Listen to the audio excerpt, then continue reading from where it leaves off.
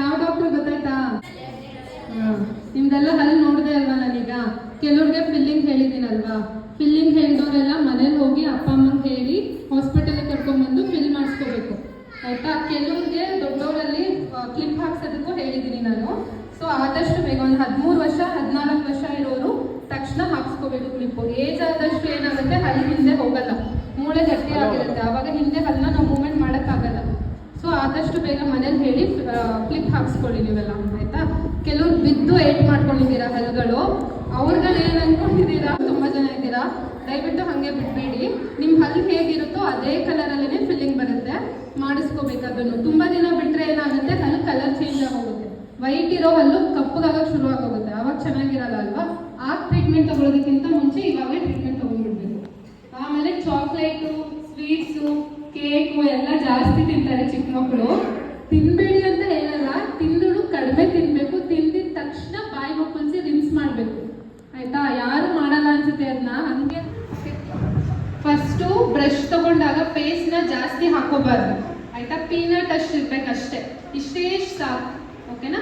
ಅದನ್ನ ಹಾಕೊಂಡು ಅದ್ರ ಮೇಲೆ ಸ್ವಲ್ಪ ನೀರು ಹಾಕೊಳ್ಳಿ ಅಷ್ಟೇ. ನೀರು ಹಾಕಿ ಫಸ್ಟು ಈ ಮಾಡು, ಮುಂದೆ ಹಲ್ಗಳಿದೆ ಅಲ್ವಾ, ಮುಂದೆ ಹಲ್ಗಳಲ್ಲಿ ಮೇಲ್ಗಡೆಯಿಂದ ಕೆಳಗಡೆ ಬ್ರಷ್ ಮಾಡಬೇಕು. ಓಕೆ, ಹೇಗೆ ಹೇಳಿ ತೋರಿಸಿ.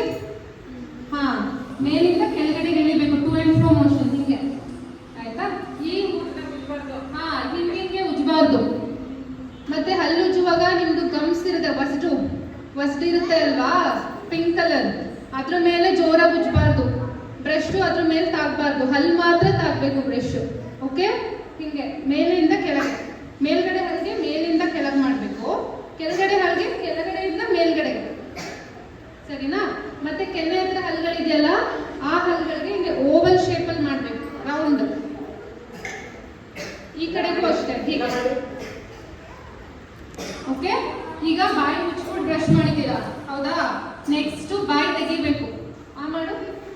ಹಾ, ಮೇಲ್ಗಡೆ ಒಳಗಡೆ ಇದೆಯಲ್ಲ ಆ ಹಲ್ಗಳು, ಕೆನ್ನೆ ಹತ್ರ ಇರೋ ಹಲ್ಗಳಿಗೆ ಹಿಂಗಿಂಗೆ ಉದ್ದುದ್ದ.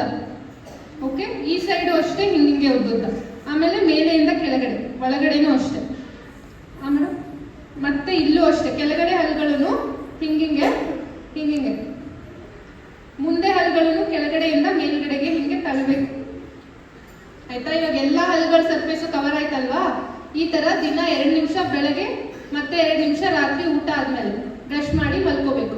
ಓಕೆ, ಆಮೇಲೆ ಮೌತ್ ವಾಶ್ ಬರುತ್ತೆ, ಬಾಟಲ್ ಅಲ್ಲಿ ಇರುತ್ತೆ ಮೌತ್ ವಾಶ್. ಅದನ್ನು ಅಷ್ಟೇ, ನೀವೇನಾದ್ರು ಚಾಕ್ಲೇಟ್ಸು, ಸ್ವೀಟ್ಸು, ಊಟ ಏನ್ ಮಾಡಿದ್ರು ಅದಾದ್ಮೇಲೆ ಬಾಯಿ ಮುಕ್ಕಳಿಸಿ ಉಗಿಬೇಕು ಅದ್ರಲ್ಲಿ ಯಾವಾಗ.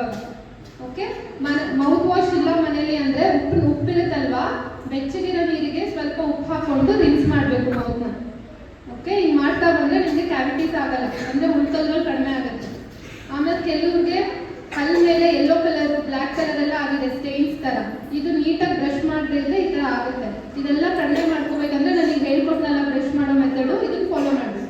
ಇವಾಗ ಆಲ್ರೆಡಿ ಆ ಥರ ಕಲರ್ ಆಗಿರೋರಿಗೆ ಹಾಸ್ಪಿಟಲ್ಗೆ ಬಂದು ಕ್ಲೀನಿಂಗ್ ಮಾಡಿಕೊಂಡು ಅದಾದ್ಮೇಲೆ ಈ ಥರ ಮೇಂಟೈನ್ ಮಾಡ್ಕೋಬೇಕು, ಸರಿನಾ. Thank you. ಸರಿ, ಥ್ಯಾಂಕ್ ಯು.